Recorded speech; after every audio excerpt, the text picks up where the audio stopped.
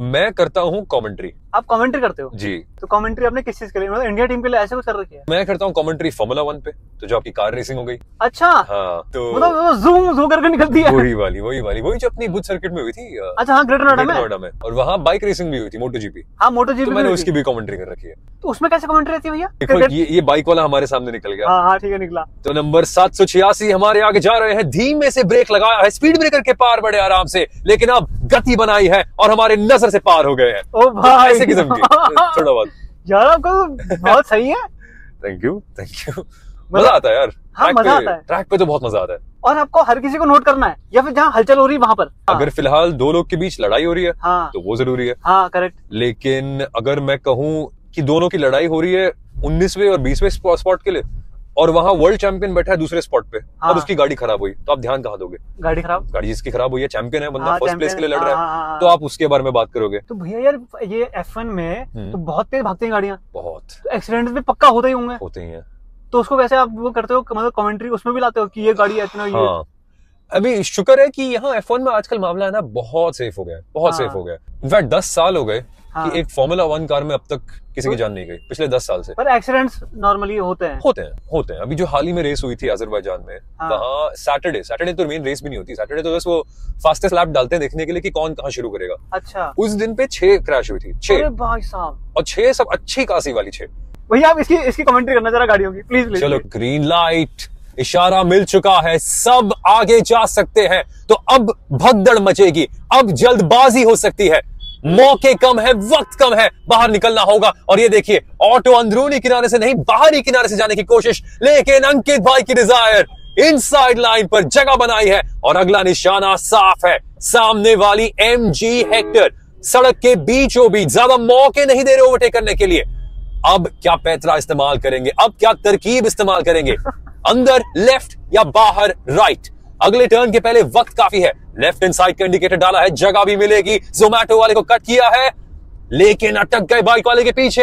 Hector धीमी हो रही है और अंकित भाई की डिजायर उनके आगे। सिग्नल के पहले ही जगह पूरी की, डिजायर फर्स्ट प्लेस में। भाई साहब गजब भैया यार, कसम से यार भैया, नॉर्मल ड्राइविंग को भी कोई इतना कैसे बना सकता है? यही तो फन है।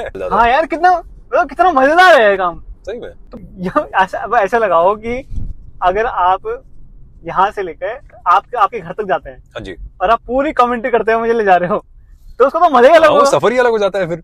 बिल्कुल कि भाई ऐसे काटा, ऐसे बिल्कुल जैसे आपने अभी करा। हाँ। मुझे तो बड़ा अच्छा लगा था यार, बहुत मस्त है। तो यार आपने कभी चलाई है F1 रेस? मैं बैठा हूँ साइड में, बचपन में अंदर।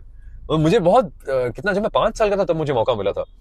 शुरुआत से इन्हीं चीज में हो गया? बचपन से हाँ, बचपन से एक ही सपना था। मैंने तो बोलना लिखना ही कमेंट्री से सीखा है, बाकी कमेंटेटर्स की नकल करते करते। तो आप कमेंट्री कब से कर रहे हो फिर, मतलब पहला कब मौका मिला आपको? ऑफिशियली जब मैं 13 साल का था। ऑफिशियली 13 साल से कमेंट्री कर रहे हो? हाँ। तो ऑफिशियली पहले हाँ। तो ठीक है, पहले तो नकल वकल ऐसे ही मस्ती मजाक में, कोई सोसाइटी में क्रिकेट का टूर्नामेंट हो गया, ऐसे ही माइक पकड़ लिया, ऐसा कुछ।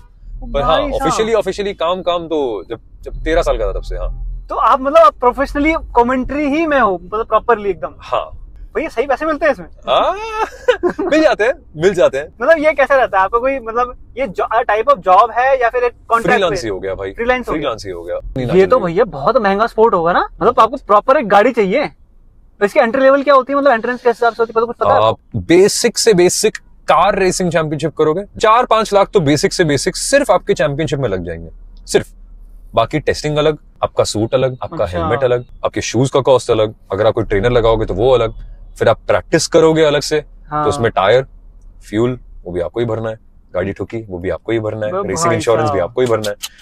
मतलब इनका तो मतलब ये ऐसा रहता होगा ना भैया कि मतलब फ्रिक्शन ऑफ सेकंड का, बहुत फ्रिक्शन, मतलब कि जितने में आप आंख ब्लिंक कर पाओ उतने में फार्मूला 1 में फर्स्ट और 10th के बीच का अंतर होता है, उतने कम में जितने आप आंख ब्लिंक कर पाओ।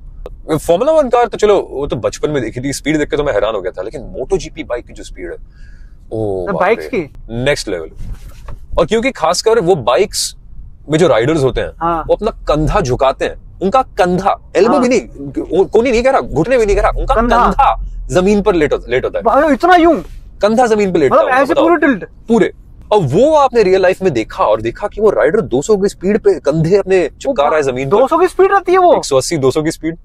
आप कब बोलते हो क्या ये असली है। तो वो एक दिन मोटो जीपी जब हमारे ग्रेटर नोएडा में हुई थी, उस सर्किट में, वहां तो पहला दिन तो मैं क्या बोलूं, मैं क्या बताऊं, मैं चल क्या रहा है यहाँ पे। आप तो खुद ही शौक होंगे भाई कि मैं तो पहली बार ही देख रहा हूँ। एग्जैक्टली। और आप टीवी पे जितना भी देख लो, एक बार आप उसे असलियत में देखते हो और वो बाइक की आवाज सुनते हो और कैसे आपके नसों के हर हिस्से को हिला के चले जाएगी, आप 2 मिनट तो पहले बैठ जाओगे, बोलोगे रुको जरा थोड़ा एक पानी पी लेते हैं, जरा समझते हैं कि चल क्या रहा है असल में मामला। सही में लड़ाई हो जाती है?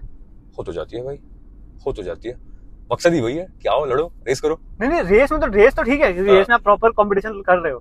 मतलब सही में गुत्थम गुत्थी हुई तो है पहले। रोज तो नहीं होती, रोज तो ऑब्वियसली हर साल भी नहीं होती, मैं तो कहता हूँ। पर जो मुझे किसी ने जानबूझ के ऐसा कट मारा कि वो गिर जाए। हाँ काफी। आपके सामने है और आप पीछे से आ रहे हो, वैगनआर वाले को बिल्कुल पता होगा कि वो अपनी गाड़ी कहाँ लगाए ताकि आप पार ना कर पाओ, और फिर आप क्या करोगे वो भी उसको पता है।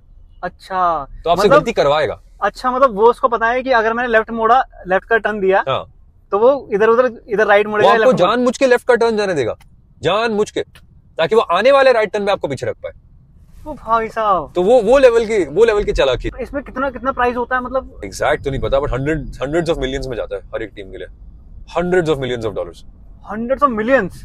और जो आपके बड़े बड़े ड्राइवर्स हैं, वर्स्टैपेन, हैमिल्टन, उनकी सैलरी $50 मिलियन के ऊपर ही होती है, मतलब जो आपके टॉप अराउंड $50 मिलियन।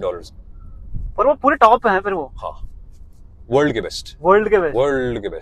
WWE भी की थी इस साल की शुरुआत में। आपने WWE में भी कमेंट्री कर रखी है? हाँ भाई, 3 महीने करने मिले, अफसोस। WWE में? हाँ, 3 महीने मिले, पर बहुत मजा आया उन 3 महीनों में। आप बाहर गए थे? नहीं, हमारा यहाँ स्टूडियो से ही होता था, तो हमारे कमेंटेटर तो यहीं बैठते हैं मुंबई में। अच्छा, आपने WWE के लिए हिंदी कमेंट्री करी है? यस। आपने किसके लिए करी, मतलब कौन आया था जब आप कमेंट्री कर रहे थे, किसके लिए? मैं तो खुश नसीब था कि मुझे मेरे पहले शो पर ही द रॉक मिल गए थे। पहले शो पे ही द रॉक NXT आए थे कुछ तो अनाउंसमेंट करने के लिए। खैर उनका मैच तो नहीं मिला। अच्छा, मैच नहीं मिला, पर उनका प्रोमो, उसका हम जो ट्रांसलेशन भी करते हैं ना ऑन द स्पॉट, तो वो भी करने का मौका मिला। हार्डी बॉयज पे भी कमेंटेट करने का मौका मिला, मैट हार्डी, जेफ हार्डी, वो जो आपके टेबल लैडर से कूदते थे। हाँ, समझ गया मैं। तो वो भी हो गए। तो उनके लिए कैसी होती है कि जेफ हार्डी ने मारा इनको, ऐसे करके क्या? हाँ, वो तो अब अगर मैं आंख बंद करके इमेजिन करूं, जेफ हार्डी टॉप रोप पर, उनकी नीयत साफ है, इसका मतलब सिर्फ एक ही चीज हो सकता है, वक्त आ गया है स्वांटन बॉम्ब का। देख रहे हो, अभी भी मेरी आवाज फट रही है। और ये आपको 2.5 घंटे लगातार करना है। ओ भाई साहब, मिलेंगे ब्रेक, मिलेंगे 2-2 मिनट के ब्रेक मिलेंगे, पर कुछ ना कुछ तो होते ही रहता है। तो वो तो चैलेंज था। वो जैसे अंडरटेकर आया है ना, सबको तो अंडरटेकर को सबको सही बात पता है। सही बात है। अब वो आया, उसकी एंट्री जैसे होती थी भाई, तो उसकी एंट्री कितनी मस्त होती थी यार। उसकी एंट्री में तो हम कमेंटेटर तो शांति बैठते हैं। कोई बात ही क्यों हो रही, अंडरटेकर आया भाई। और फिर जब वो तो होना चाहिए। वो तो साइलेंट आता था। साइलेंट। जैसे वो कौन आता था, वे बटिस्टा मशीन गन। उसमें कमेंट्री करी आपने कभी? नहीं, बटिस्टा का मौका नहीं मिला। और कभी अगर जैसे बटिस्टा की, अगर मैं आपके सामने अगर बटिस्टा लगाऊं एंट्री, तब हो जाऊंगा मैं। कर तो सकता हूँ बड़े आराम से। क्यों नहीं, मेरे को ऐसे काम करने में बड़ा मजा आता है। क्यों नहीं यार, आपने WWE की याद दिला दी मेरे को यार। क्यों नहीं जॉन सीना अभी तो रिटायरमेंट टूर चल रहा है उनका। तो यार जॉन सीना की भी कितनी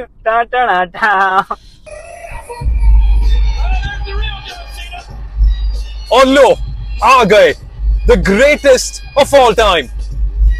आंखें सेकिए, चिमटी काटिए, यकीन कीजिए, ये शायद आखिरी बार है जब आप the undisputed WWE champion John Cena को एक WWE रिंग में देख पाओ। एक लेजेंड इस स्पोर्ट को छोड़ के जा रहे हैं, ये पल आपको दशकों तक याद रहेगा। ऐसे टाइप की होती है। और नॉर्मली हम क्या करते हैं, हम उनके एंट्रेंस पे ज्यादा बात नहीं करते, क्योंकि हम सबको तो उनके गाने याद है। हम वो गानों से ही तो उनको याद करते हैं। सोचो बीच में कमेंटेटर बड़ किए जा रहा है। सत्य भाई शांत हो जाए यार, सुनने तो दे क्या गाना है। तो हम कोशिश तो ये करते हैं कि एक वक्त के बाद कमेंट्री शुरू करें उस पे। अच्छा। ताकि आप उसका बटिस्टा का अगर मशीन गन हो गया, या जॉन सीना का सैल्यूट हो गया, भाग के निकला, फिर आप कहानी सुनाओ ना, जितनी मर्जी सुनानी है। अच्छा, वक्त ही वक्त आपके पास। क्योंकि तभी तो आप सुपरस्टार को देखने आए हो, हमें सुनने नहीं आए। आप देखने आए हो कि अंडरटेकर कैसे अपनी टोपी निकालेगा, या शॉन माइकल कैसे वो पोज करेगा, पीछे फायरवर्क निकलेंगे, या ट्रिपल एच कैसे पानी फेंकेगा। उसके बाद आपको जो कमेंट्री करनी है करो। सबसे क्लासिक एंट्री तो अंडरटेकर की है, बाकी तो मेरे को नहीं लगता कोई। मानना पड़ेगा।